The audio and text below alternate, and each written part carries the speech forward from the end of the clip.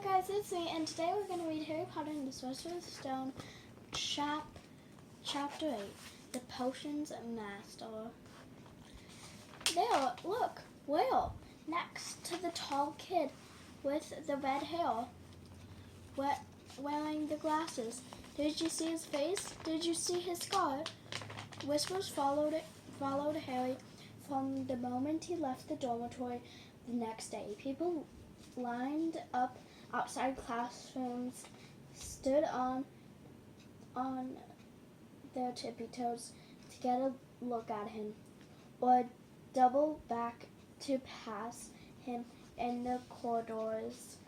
Again, staring, Harry wished they didn't, because he was trying to concentrate to find his way to classes.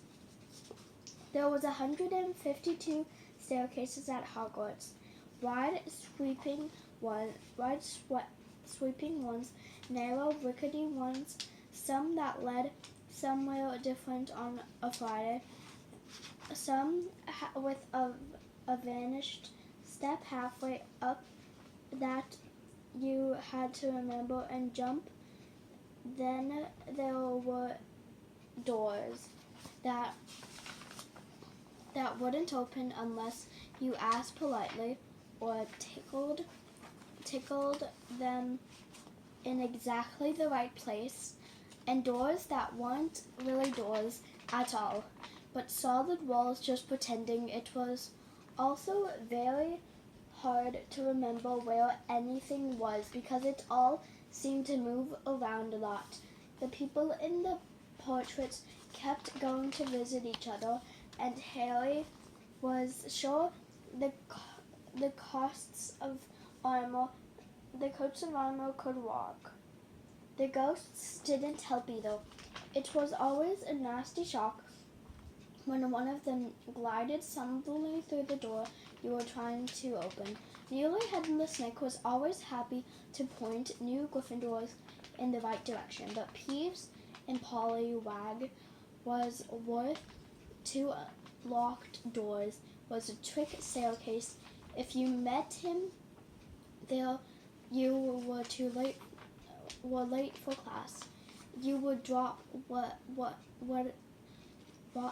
paper blacks on your head, pull rugs from under your feet, pelt you with bits of chalk, or sneak up behind you invisible, grab your nose and screech, "Got your conch."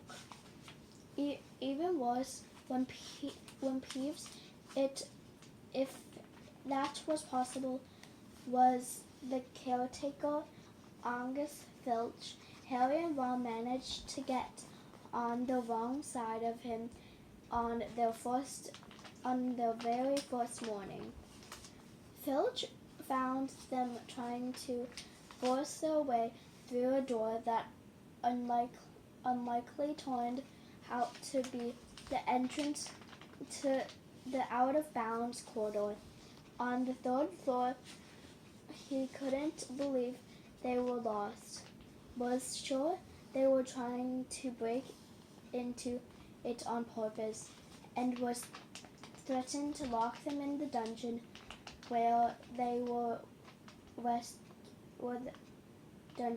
when they were rescued by Professor Quill, who was passing. Filch owned a cat called Mrs. Norris, a scringy, dusty-colored creature with bulging lamp-like eyes, just like Filch's. She patrolled the corridors alone, break a rule in front of her, put one toe out of line, and she'd whisk off for Filch, who'd appear wheezing two seconds later. Filch knew the secret passageway of the school better than anyone, except perhaps the Weasley twins, and could pop up as suddenly as any of the ghosts. The students all hated him, and it was the dearest ambition of many to give Mrs. Norris a good kick. And then once you had managed to find them, there was the classes themselves. There was a lot more to magic than Harry expected found out.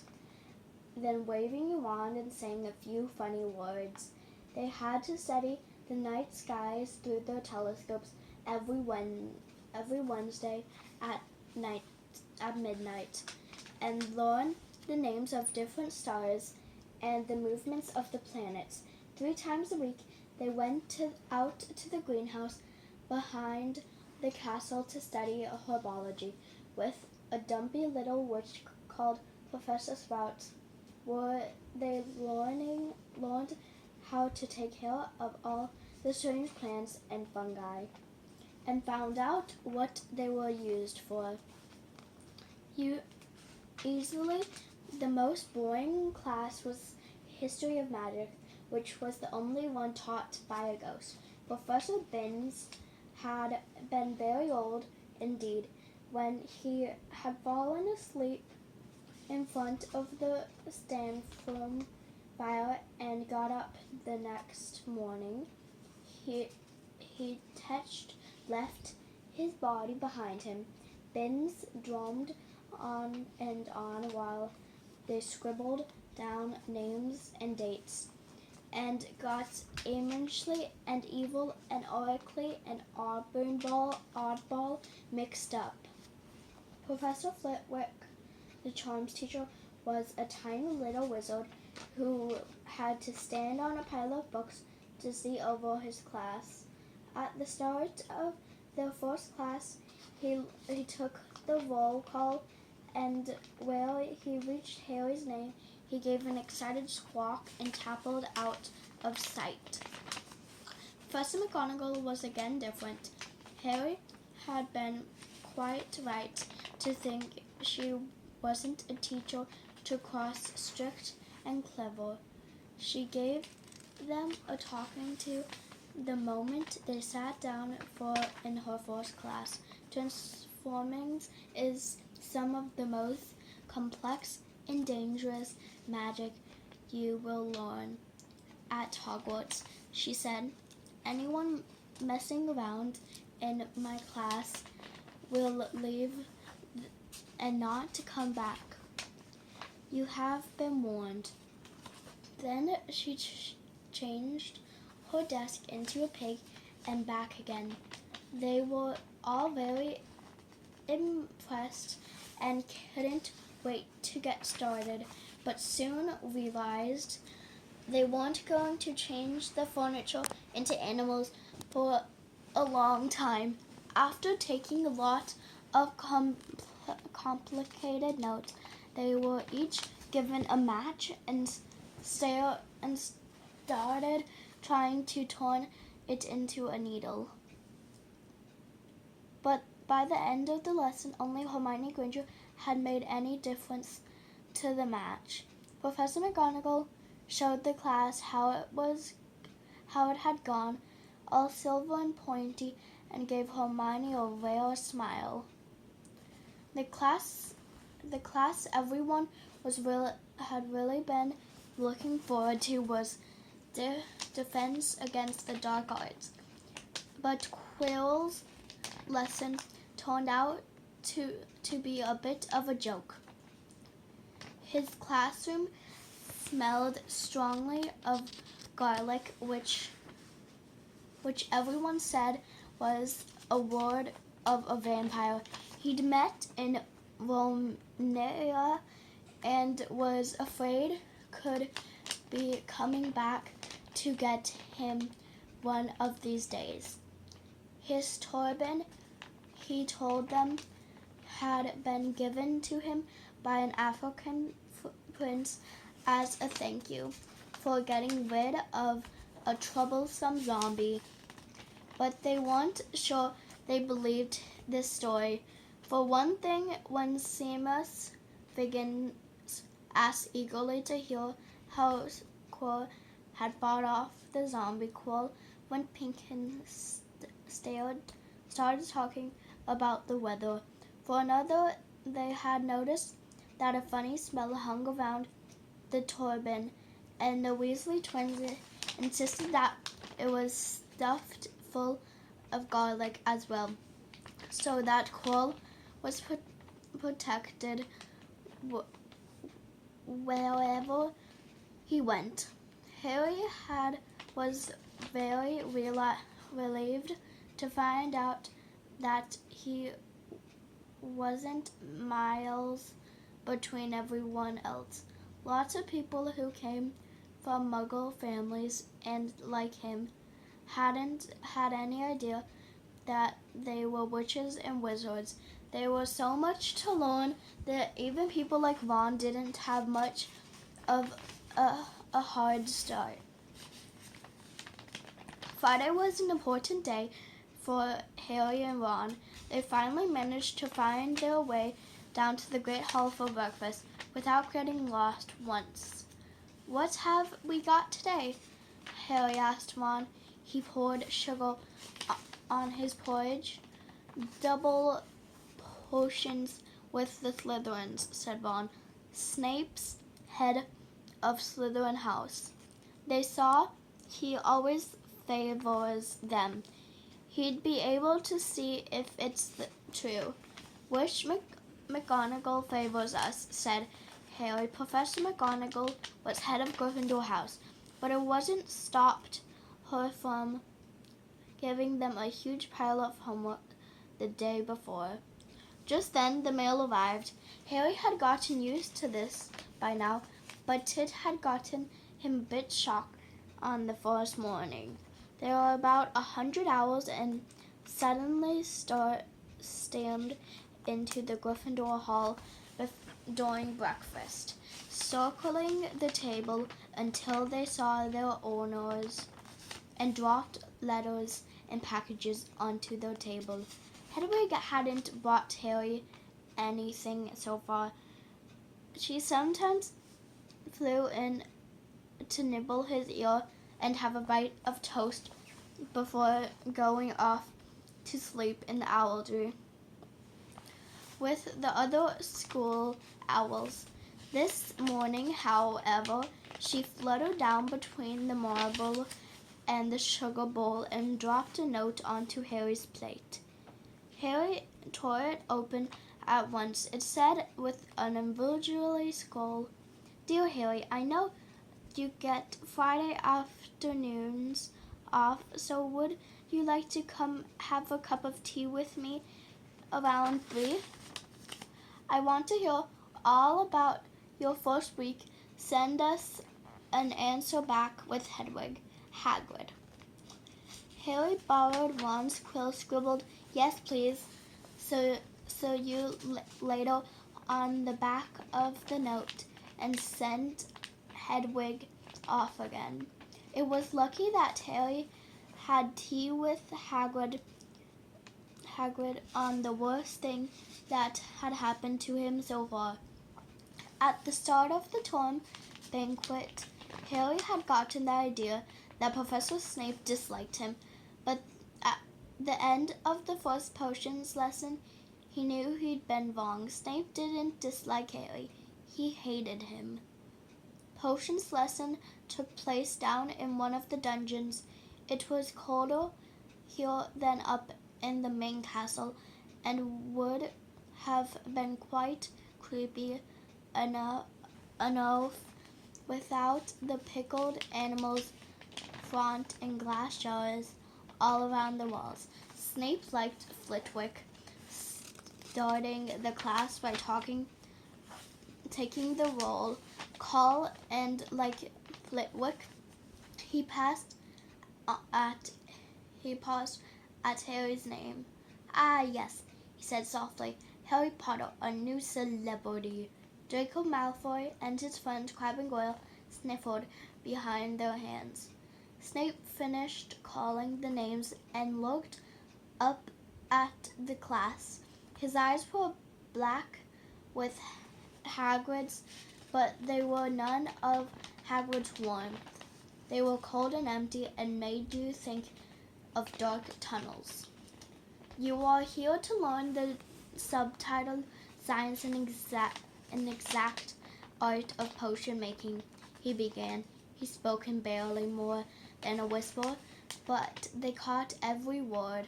Like Professor McGonagall, Snape had the gift of keeping a class silent without effort. As there is little foolish wand waving here, many of you will hardly believe this is magic. I don't expect you will really understand the beauty of the soft, simmeringly cloud realm with its shimmering fulness, the dilation power of liquid and creep through the human's veins, bewitch the mind, ensure the senses.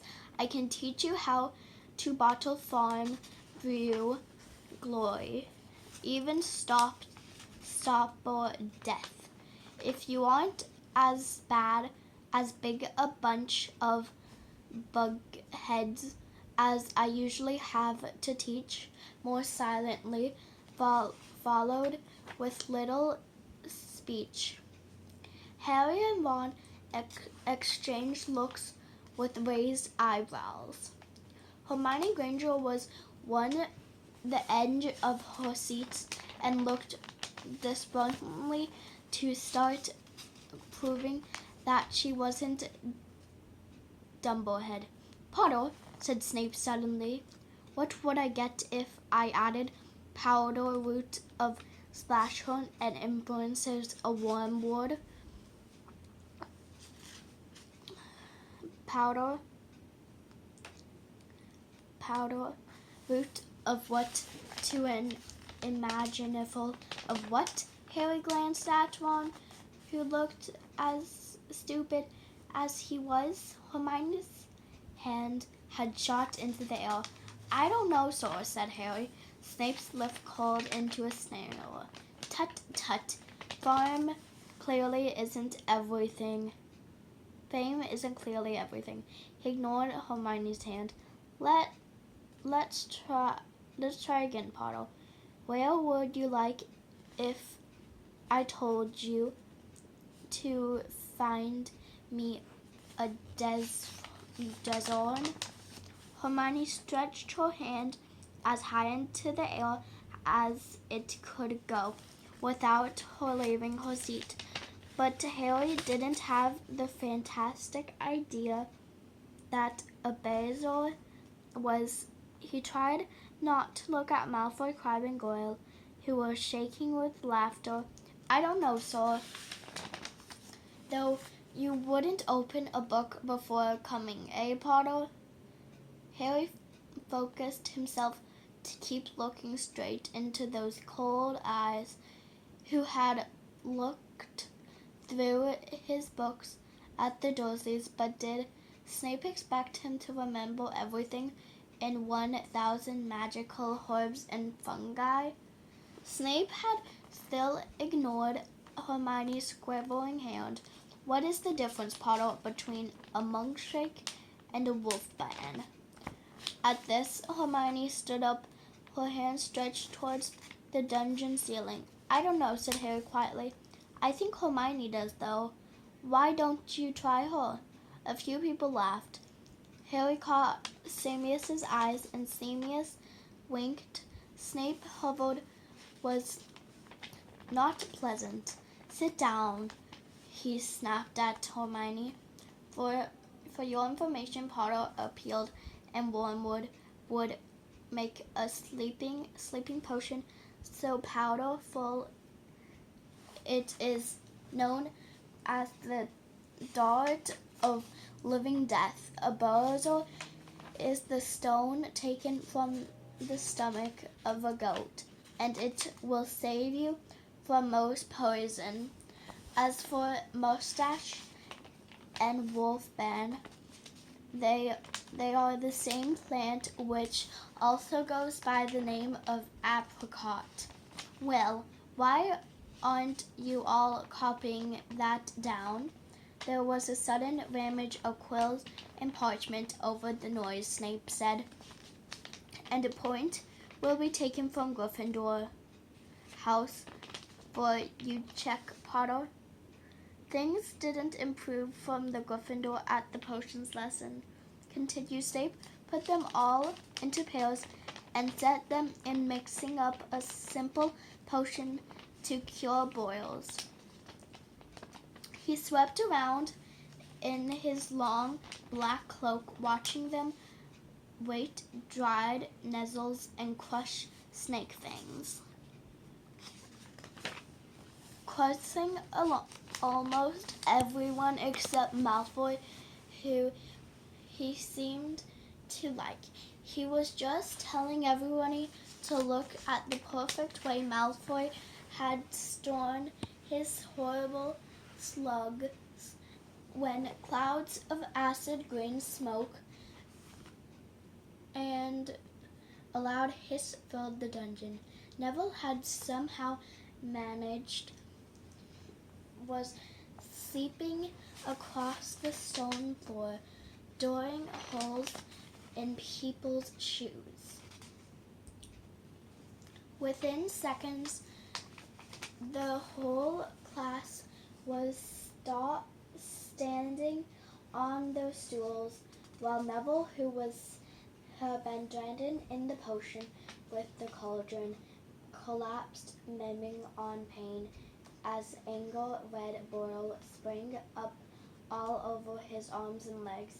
"Idiot boy," snarled Snape, clearing the spiggly potion away with the wave of his wand. "You supposed to add the crimson quills before taking the cauldron off the fire," Neville whispered, and boil started to pop all over his nose. Taking him up the hospital wing, Snape sat at Sirius. Then he rounded at Harry and Ron, who had been working next to Neville. "You Potter, why don't you take him not to add the quills? Why didn't you tell him not to add the quills? Thought he'd make you look good if he made it wrong, did you? That's another point you've lost for Gryffindor." This was so unfair that Harry opened his mouth to argue, but Ron kicked him behind his cauldron. "Don't push it," he muttered. "I've heard Snape had torn every nasty." As they climbed the steps out of the dungeon an hour later, Harry's mind was racing and it filled with low. He'd lost 2 points for Gryffindor in his first week. Why did Snape hate him so much? "Cheer up," said Ron. "Snape's always taken points from Fred and George. Can I come and meet Hagrid with you?"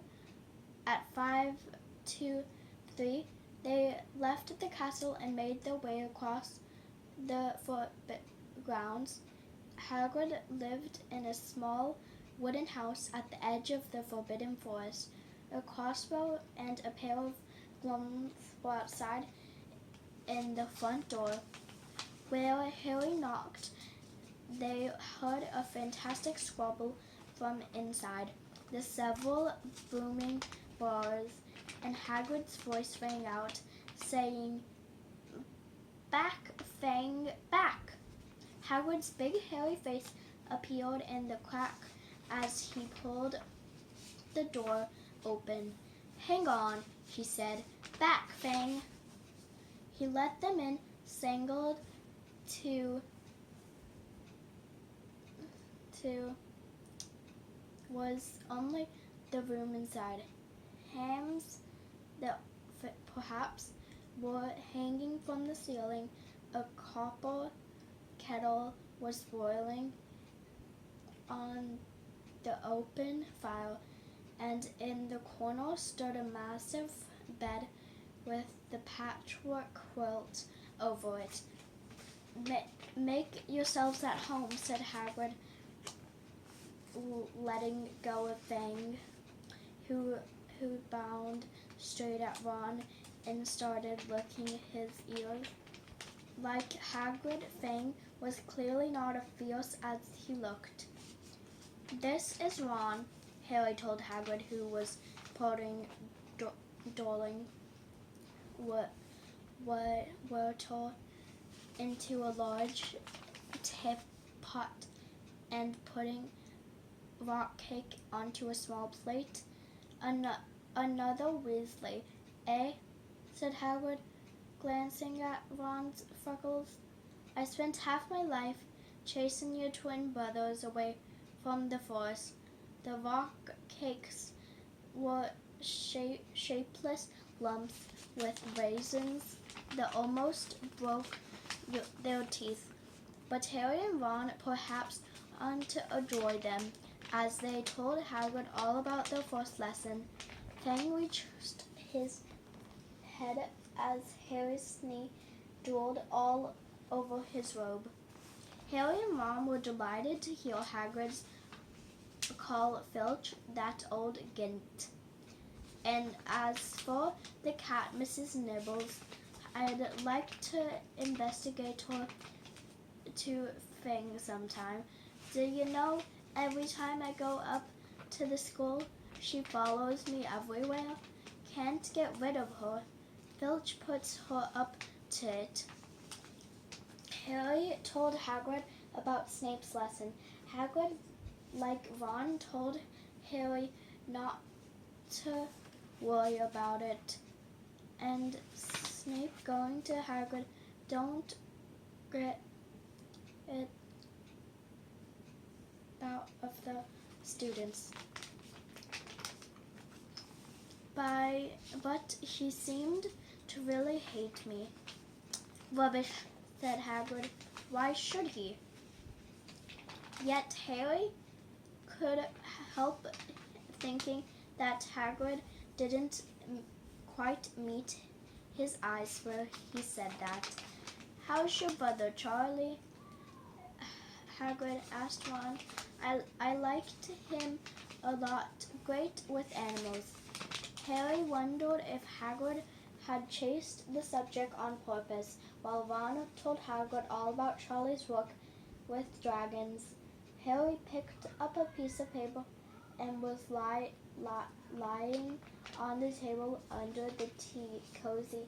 It was a cutting from the Daily Prophet, Granton's break-in latest. Investigate continue into the break-in at Granton's on 13th July. Wide believed to be the work of dark wizards or witches unknown. Gringotts' goblin today insisted that nothing had been taken. The vault was searched had in fact been emptied the same day. But Will was telling you that was in there to keep their noses out, if you know what's good for you, said a Gringotts spoken this afternoon. Harry remembered Ron telling him on the train that someone had tried to rob Gringotts, but Ron hadn't mentioned the date. Hagrid, said Harry, that goblet break-in happened on my birthday. It might have been happening while we were there. There was no doubt about it. Hagrid definitely didn't meet Harry's eyes this time. He groaned and offered him another rock.